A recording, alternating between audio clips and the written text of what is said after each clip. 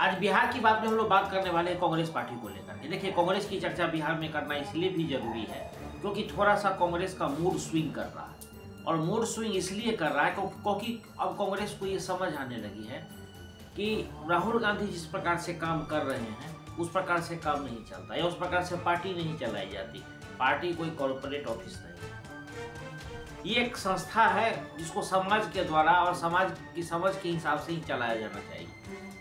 ये किसी एक आदमी के तनाशाह होने से पार्टियां नहीं चलती है, जैसा मेरी समझ है। बाकी राहुल गांधी ज़्यादा समझदार है, वो ज़्यादा बता सकते हैं। अभी कर्नाटक का मुद्दा आप लोग देख ही रहे होंगे, चर्चा तो बिहार की होगी, कर्नाटक थोड़ा बता दें।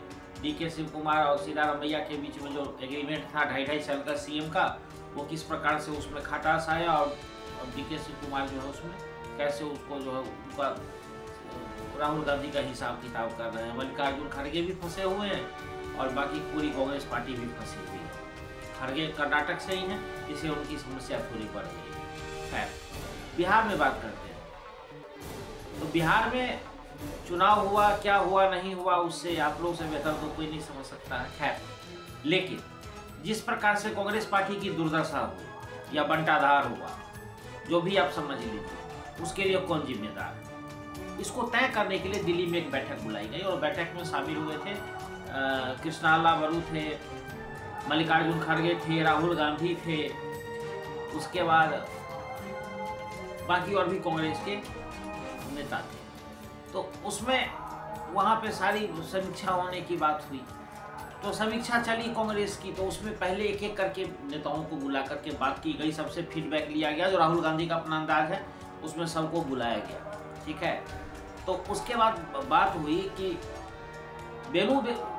केसी वेणुगोपाल और कृष्णा बरू की बात आई। इन दोनों को जब चर्चाएं हो रही थी तो इन दोनों को गेट आउट कहा गया, खास करके केसी वेणुगोपाल गेट आउट करके बाहर कर दिया गया। केसी वेणुगोपाल की क्या हैसियत है कांग्रेस में, किसने बनाई, क्यों बनाई, इसको बताने की आवश्यकता नहीं है। राहुल गांधी के बुद्धि को तेज करने के लिए केसी वेणुगोपाल को लाया गया था और अब केसी वेणुगोपाल की बुद्धि को मंद कर दिया है राहुल गांधी। अब गेट आउट जब किसी को, अपने गुरु को आप कह रहे हैं तो समझ सकते हैं कि क्या बात हो, क्योंकि बिहार में टिकट बेचने का जो काम किया था वो केसी वेणुगोपाल और कृष्णा बरू ने किया और राजेश राम उसमें बता रहे थे कि कौन कौन उनका आंख का नाक बने हुए थे, क्योंकि राहुल गांधी ने उनको बिहार प्रदेश कांग्रेस का अध्यक्ष बनाया था। तो अब आप उसमें जो सारा खेला हुआ है उसमें अब यहाँ तक बात हो गई कि मल्लिकार्जुन खड़गे और राहुल गांधी सभी नेताओं के सामने जब संजीव कुमार बिहार में समीक्षा हो रही थी तो उसमें बताया जा रहा था, तो संजीव कुमार उसमें बोल रहे थे कि मतलब संजीव कुमार का कहना था कि RJD के कारण हमारी हार हुई या टिकट बेचा गया या नेताओं को सम्मान नहीं दिया गया, सवर्णों को किस प्रकार से उसमें मतलब जो है साइड लाइन करने की कोशिश की गई, जो कांग्रेस के पहले से स्तंभ रहे हैं।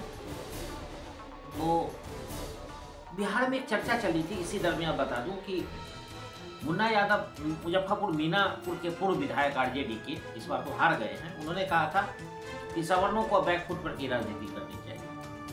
लेकिन 2025 का जो बिहार का मैंडेट है ना, वो मुन्ना यादव को देखना पड़ेगा। पता चल गया उसको कि सवर्ण किस प्रकार से फ्रंट फुट पे आ गया। तो ये लोग बीच बीच में उकसाने का काम करते रहते हैं, सोए लोगों को जगाने का काम करते हैं। अब उसके बाद इनको अपनी औकात और हैसियत दोनों का अंदाजा हो जाता है, फिर शांत हो जाता है। खैर, तो किस प्रकार से सवर्णों को साइड लाइन किया गया, जिसके कारण कांग्रेस की ये दुर्दशा हुई। तो इसी बीच में राजेश राम और कुछ और भी लोग उसमें उछल के बोलने लगे। तो संजीव कुमार ने कहा, संजीव सिंह ने कहा कि बिहार चलो, मुंह में गोली मार देंगे, यानी जहां से बोलते हो वहीं से निपटा देंगे। ये राहुल गांधी के सामने की बात है। तो कांग्रेस की ये स्थिति पहुंच गई। अब देखिए, कांग्रेस शुरुआत कहां से की थी बिहार में। जब मैं कार्यक्रम करता था से याद कीजिए कि आप लोगों को 5-6 महीने पहले का मेरा कार्यक्रम कीजिए, मैंने क्या कहा था। जब कन्हैया कुमार आए थे और कन्हैया कुमार का यात्रा शुरू हुआ था, नौकरी दो पलायन रोको, वहां से शुरुआत हुई थी। कन्हैया कुमार घूम करके घूम रहे थे। उसके बाद एक उसमें जंप मार के पप्पू यादव आ गए। फिर पप्पू यादव की आंख का नाक बन गए थे राहुल गांधी, कन्हैया कुमार साइड हो गए।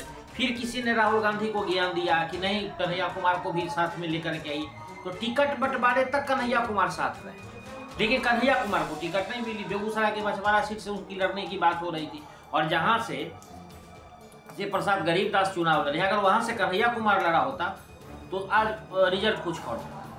लेकिन बछवाड़ा से उनको टिकट नहीं मिला, या तेघरा से भी मिल जाता तब भी अलग बात होती, लेकिन कहीं से उनको टिकट नहीं दिया गया। तो अब आप समझिए कि कांग्रेस की क्या सोच है, किस प्रकार से कांग्रेस काम कर रही है। फिर उसके बाद कांग्रेस की यात्रा में क्या हुआ कि कन्हैया कुमार गायब हो गए और पप्पू यादव सब कुछ करने लगे। और उसके बाद कृष्णा अल्लावरू इधर टिकट बेचने का भी कारोबार चल रहा था, पैसा दो टिकट लो। और उसमें सबसे बड़ी बात, जो सबसे बड़ी उंगली उठी, वो कृष्णा अल्लावरू पर उठी कि 4-5 ऐसे लोगों को उन्होंने टिकट दिया जहां फ्रेंडली फाइट का नाम है। इसमें बेगूसराय का भी एक सीट शामिल है, बछवाड़ा, जो कृष्णा अल्लावरू ने दिया। अब उससे क्या हुआ कि जब कृष्णा अल्लावरू की गर्दन पकड़ी जाएगी तो जो आदमी सही भी है, या मान लीजिए कि जिसको टिकट उन्होंने दिया है और किसी ने पैसा नहीं भी दिया और वो आदमी सही भी, उसका कैरियर तो खा गया कृष्णा अल्लावरू, क्योंकि वो राहुल गांधी के मिजाज के वो शिकार हो जाएंगे। अच्छा, ये लोग हैं जिन्होंने पैसे से टिकट खरीदा था, अब वो पैसा दिए हो ना दिए हो मतलब नहीं बनता।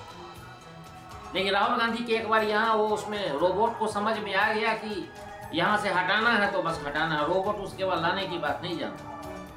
रोबोटिक सिस्टम में कांग्रेस चल रही है। तो अब आप समझ सकते हैं कि ये दुर्दशा कांग्रेस की क्यों हो रही है। अब जो तलवार गिरेगी वो कृष्णा अल्लावरू और राजेश राम और इसमें केसी वेणुगोपाल। लेकिन केसी वेणुगोपाल का राहुल गांधी कुछ बिगाड़ नहीं पाएंगे, क्योंकि उनके वो इतने बड़े राजदार हैं कि राहुल गांधी इस बात को भली भांति समझते हैं। खैर, राजेश राम की भी कुर्सी बच जाएगी। राजेश राम ने पहले इस्तीफा जड़ के मारे देव करके अपना निपटा लिया कि भाई शाम की पार्टी अपनी फिर से पहले जैसी शुरू हो जाए। बाद में जो है सो मना कर दिया गया था शाम की पार्टी को लेकर के, बेचारे परेशान हो गए थे लोग। कई पत्रकारों ने मुद्दा उठा दिया था कि शाम में जो है सो हमको कुछ दिखाई उखाई देना बंद हो जाता है। फिर से दिखाई उखाई देने के लिए वहाँ की अपनी रोशनी बढ़ाने के चक्कर में थे, लेकिन राहुल गांधी ने अभी तक जिम्मेदारी पूरी तरह से उनसे ली नहीं है। लेकिन जिस प्रकार की गतिविधि और विचारधारा के साथ कांग्रेस चल रही है और राहुल गांधी जिस प्रकार से उसको चला रहे हैं, और बिहार में जिस प्रकार की राजनीति की जा रही है, या आरजेडी से गठबंधन तोड़ने के विषय में मैं अभी ज़्यादा नहीं बोल रहा हूँ, क्योंकि कांग्रेस का कोई ठिकाना नहीं है। पिछले 35 साल से वो आरजेडी की गोद में इधर से लुढ़क के उधर, उधर से लुढ़क के उधर करती रही है। तो उस पर भी बोलना ठीक नहीं रहेगा कि कई राजनेताओं का विचार है कि आरजेडी से गठबंधन टूटना चाहिए और तेजस्वी यादव के कारण हम लोग की ये दुर्दशा हुई है। तो अपना ठीकरा तो कहीं फोड़ना है ना भाई, कोई तो मिले।